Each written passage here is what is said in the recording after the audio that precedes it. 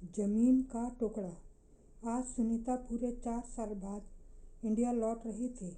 अब उसने पुरानी गलियों में जैसे ही कदम रखा, उसे अपने पुराने बचपन के दिन याद आने लगे। अब सुनीता 4 साल बाद यूएसए से अपने पति के साथ और अपने माता पिता, भाई भाभी के पास इंडिया लौटी तो पुरानी यादों में खो गई। फिर उसने गौरव से लव मैरिज की थी। इस पर उसके घर वालों ने उसे धक्के मारकर सबके सामने बेइज्जत करके घर से निकाल दिया और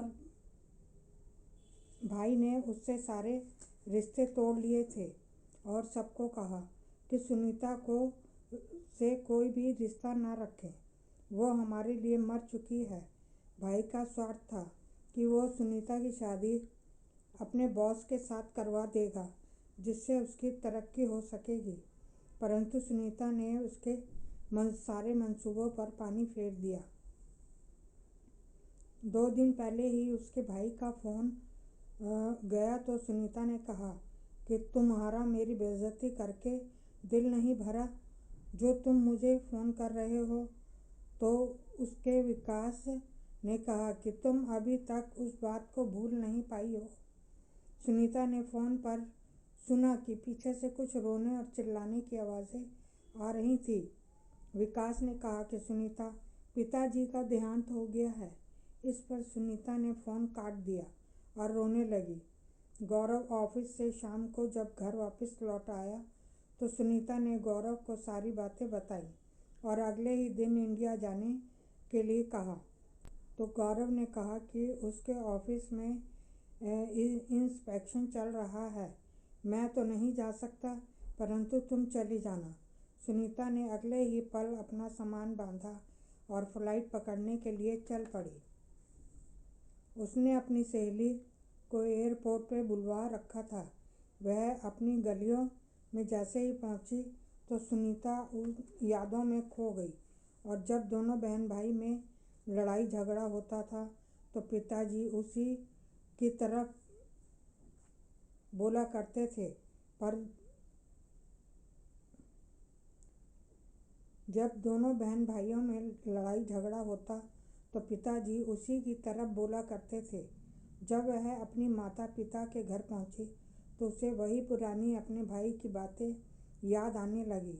जब वह दरवाजे पर पहुंची तो बेल बजाने के लिए हाथ उठाया तो उसने देखा कि दरवाज़ा खुला पड़ा है और दूसरे कमरे का दरवाज़ा बंद है। इतने में एक दूसरे कमरे से लाल रंग की साड़ी पहनकर आते हुए औरत उस बंद कमरे की तरफ बढ़ी और ज़ोर ज़ोर से चिल्लाकर बोली कि तुम चुपचाप अंदर बैठ नहीं सकती। इतने में वो महिला, जो मैले कुचैले कपड़े पहने थी और बाल उसके बिखरे हुए थे, वह उस औरत की आवाज़ सुनकर कोने में दुबक कर बैठ गई। वह एक काम में लग रही थी। इस पर सुनीता ने जोर से कहा कि तुम कौन हो जो इस माँ पर चिल्ला रही हो। इतने में गौरव भी कमरे से बाहर आया और बोला, अरे रेखा, तुम आ गई, आओ बैठो यहाँ पर। यह मेरी पत्नी सोनिया है। सोनिया ने झट से कहा कि अरे मैं तो सुनीता को पहचान ही नहीं पाई। अगले ही पल किचन में जाकर चाय पानी लाने के लिए विकास ने नाटक करते हुए सुनीता से कहा कि देखो सुनीता, सारी मुसीबतें हमारे ही ऊपर टूटनी थी। पहले पिताजी चले गए और अब माँ अपना मानसिक संतुलन खो बैठी हैं, इसीलिए उन्हें कमरे में बंद करके रखा है। इसी तरह की हरकतें करती हैं। जब से पिताजी गए हैं किसी को भी देखकर चिल्लाने लगती हैं। जब सुनीता ने कहा कि मैं सुनीता हूँ, माँ थोड़ी देर चुप हो गई और कहने लगी कि मुझे खाना दे दो, मुझे बहुत ज़ोर से भूख लगी है।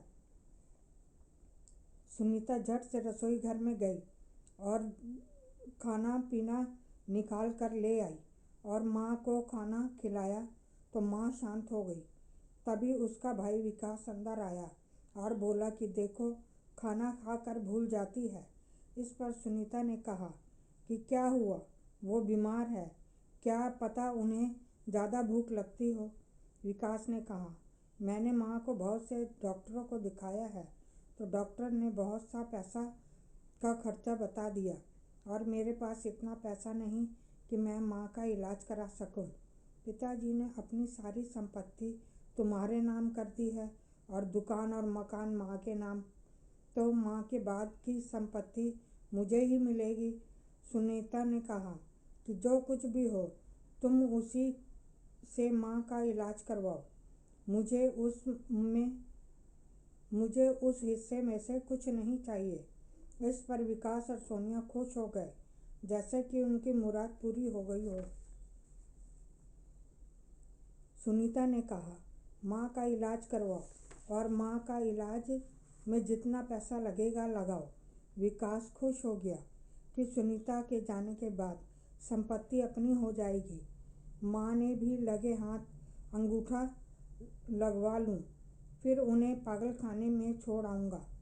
सुनीता अपनी सहेली रेखा से मिलने के लिए उसके घर के लिए निकली तो पड़ोस वाली निर्मला आंटी बाहर बैठी नजर आई। तो सुनीता ने उनसे माँ पिताजी के बातें करते हुए भावुक हो गई। इस निर्मला आंटी ने सुनीता को जो बताया कि तुम्हारे माता पिता की बीमारी के पीछे तुम्हारे भाई भाभी का हाथ है, वह उन्हें बहुत तंग करते हैं, उन्हें मारना पीटना भी करते हैं। तुम्हारे भाई बहुत मारता है, इसलिए तुम्हारे पिताजी बहुत बीमार हुए और उनका इलाज तक भी नहीं करवाया। माँ को नौकरानियों की तरह काम करवाता था। सुनीता का मन बेचैन होने लगा तो उसने अपनी सहेली के घर न जाना ठीक नहीं समझा। जब तक सुनीता अपनी माँ के पास उसने अपनी माँ की बहुत सेवा की। जब तक सुनीता अपनी माँ के पास रही उसने अपनी माँ की बहुत सेवा की, उन्हें नहलाया धुलाया और अच्छा अच्छा खाना खाने को दिया तो माँ की तबीयत में कुछ सुधार हुआ। आज पहली बार माँ ने उसे बेटी कहकर पुकारा। इतने में सोनिया ने देखा कि उसकी सास अपनी बेटी से बैठी बहुत अच्छे से बतिया रही है, तो वह अपने पति विकास के पास जाकर बताया तो विकास ने कहा कि तुमने उन्हें वो गोली नहीं खिलाई। तो सोनिया ने कहा कि तुम्हारी ही उनका सारा कामकाज कर रही हूँ, मुझे गोली खिलाने का मौका ही नहीं मिला। इस पर विकास ने एक शीशी में से एक गोली निकाली और पानी लेकर अपनी माँ के पास पहुँचा और माँ से बोला, माँ ये विटामिन की गोली है, इसे खा लो, नहीं तो फिर से शरीर में कमजोरी आ जाएगी। थोड़ी देर बाद माँ की हालत फिर पागलों जैसी हो गई तो सुनीता हैरान हो गई कि अभी तो ठीक थी, परंतु विकास ने एक गोली खिलाते ही माँ पागलों जैसी हरकत करने लगी। सुनीता सीधे रसोई में गई तो उसने वहाँ पर एक दवाई की शीशी देखी जो सुनीता